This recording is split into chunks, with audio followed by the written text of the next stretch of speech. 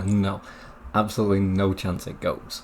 This is like, what, the third or the fourth attempt now? There is no chance this goes. Hey everyone, welcome back to another episode of my Fresh Start series. So I just wanted to give you a quick update on my progress at the moment. Now, I do have a bigger update coming on where I'm hoping to have made my first billion silver within the first week, and I'm going to go over how I did that in the next video. But I thought what I'd do for this video is show you my current gear, where I'm at the moment, and the improvements that I've made over the last couple of days. So as you can see, I've got a couple of pieces of the heave set up to duo, and I've got both my offhand and my awakening weapon to try. Didn't really take that much effort. I did use cronstones though, and the reason for this is purely because the market is absolutely tapped for hards and sharps. So failing down to pry and going back to duo when going for try attempts just wasn't going to be feasible, and getting costumes was relatively easy to snipe them off the marketplace. Now, one of the items I want to bring your attention to though are these red rings that you now get from the Valencia questline. The beauty of these rings is that they can be enhanced up to try, at which point they'll have 10 AP, and as you can see from here, without any fail stacks going from pry to duo, it already has a 35% chance. In fact, if you get a fail stack of 10, it goes up to about 70%. Ironically though, I did actually fail that 70% chance 4 times in a row. You can get the stones that you use to enhance them from daily quests, as well as the stones used to repair them. So they function very much like armor, and they don't break if you fail. So overall, they're a great ring to get, and they're a great start before you start go into enhancing accessories, which is obviously one of the last things you want to do because it's going to set you back a lot of money. So this is the current gear that I'm running. There's nothing special about it at all. I chose to go with the green awakening weapon for 2 reasons. One of it is the additional monster damage, and the other is for the ease of enhancing and the repairs. So you can actually buy these weapons from the weaponsmith Tulum in Altanova. You don't need to buy them from the central marketplace. They're dirt cheap and it makes enhancing really easy. The offhand, I went for the AP offhand, and the reason for this is that I'm planning on having a Zarka relatively quickly for my accuracy needs, and I really needed AP early on. Now when I'm grinding, I do actually feel the lack of accuracy from just having the Black Abyssal weapon.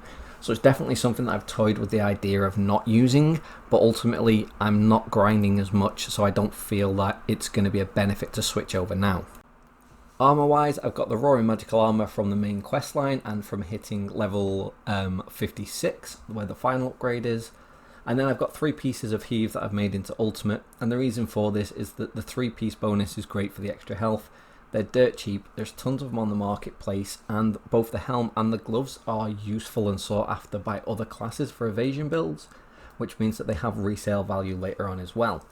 I'm not planning on getting boss armor anytime soon, purely because of the absolute nightmare they are to enhance without using artisans on memory fragments. The cost is astronomical, and the benefits really aren't that great. So one of the things I'm going to be saving up for though is a pair of try or tep begs, and that's going to be my second purchase after my Zarka.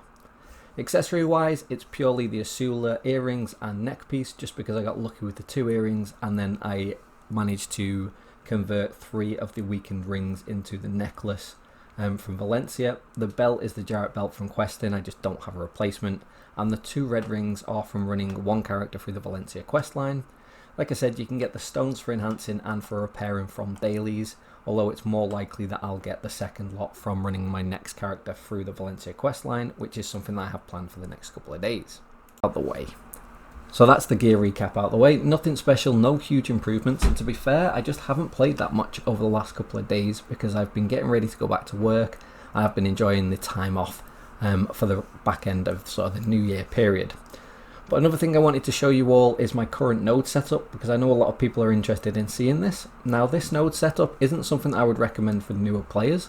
However, for me it's to fulfill one simple goal, and that's to create alchemy stones. So every one of these nodes that you can see on the screen provides a material needed for the crafting of alchemy stones, and also the crafting of one's very specific Imperial Delivery alchemy recipe. Now the reason for this is that I need to craft multiple higher level alchemy recipes to get one of the gateway items for alchemy stones. Now all of these nodes give me things like bloody tree knots or the powders of time that are all needed for crafting, along with some different saps that aren't necessarily needed but I'm sure I'll find a use for.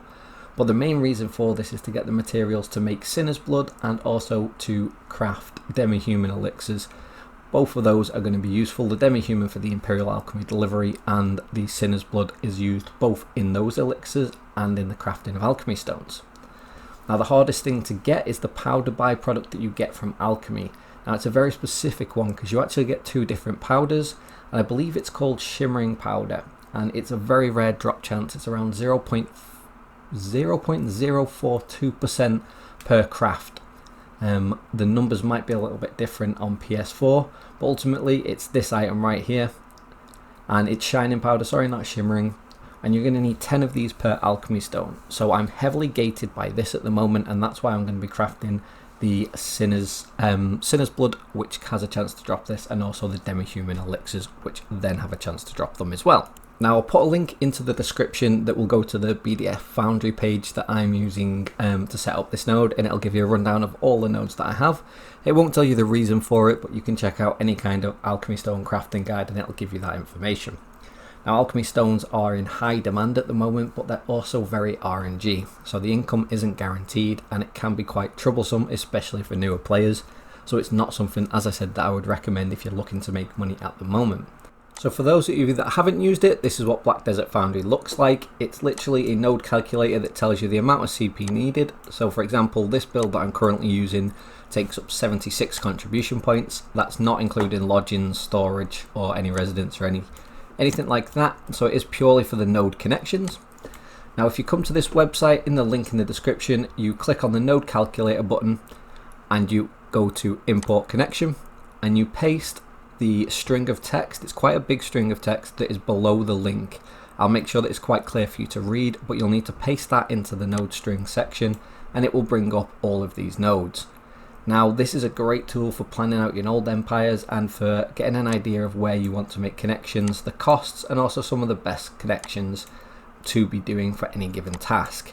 It's worth noting that I use both Black Desert Foundry for this and also somethinglovely.net, which will give you the quickest and cheapest connections, as well as a lot more information than Black Desert Foundry gives you in terms of the individual nodes. It's a little bit easier to search as well, or at least I find it a little bit easier and a lot less laggy. But that's an update for you as well then, guys. That's how you're going to be able to work out the node empire I'm currently using and what I'm aiming to craft, which is the demi-human elixirs and also the alchemy stones.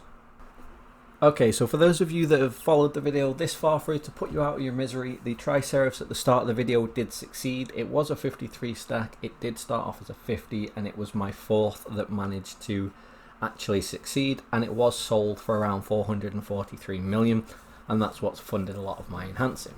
This is definitely not something I would recommend doing. However, it is part of a much bigger enhancing video and a much bigger money making ploy that I will be showing in the next video. I did want to show you the back end of my enhancing though, which is the danger of cronstones and low fail stacks. So going for try on a 25 fail stack, I did not have the best of times and it was quite expensive. But like I said, it was going to be a lot worse failing back down to pry and then potentially failing duo attempts than it was just going straight up try with a reasonably good success chance. So 21% might not seem good in your eyes, and it might not seem good in a lot of the player base's eyes, but for me personally, coming from somebody that's got a lot of experience enhancing for pen and a lot of experience enhancing for TET, this is a high percentage chance. So I'm not adverse to going for this, especially considering that it's only 19 cronstones per attempt. And per premium costume, you do get around 220 cronstones, give or take. So it's definitely worth doing. This is pretty much the end of the video, or the end of the update for you, at least today. I did want to put something out because, like I said, I wanted to be consistent with this. I didn't want to be putting out content and then leaving it for weeks at a time without giving you an update. I did just want to give you a quick update today to let you know where I'm currently standing. Unfortunately, there hasn't been any huge breakthroughs with gear. There hasn't been any massive successes. However, I can tell you that I am well on my way to making my first billion silver within the first week of a fresh start account. I've barely grinded mobs at all. In fact, I only spent about 2 hours grinding mobs and doing RBF to make a little bit of money. Other than that, every bit of my income has actually been from passive means or from a couple of little things that I've been doing in game, some risks that I've been taking with the central marketplace, and some smart investments. So if you want to see all of that information in the next video and things that are coming up in this series, please hit that subscribe button. Make sure that you turn on the notifications so that you know when a new video is released. And as always guys, thanks very much for watching, and I will catch you in the next video.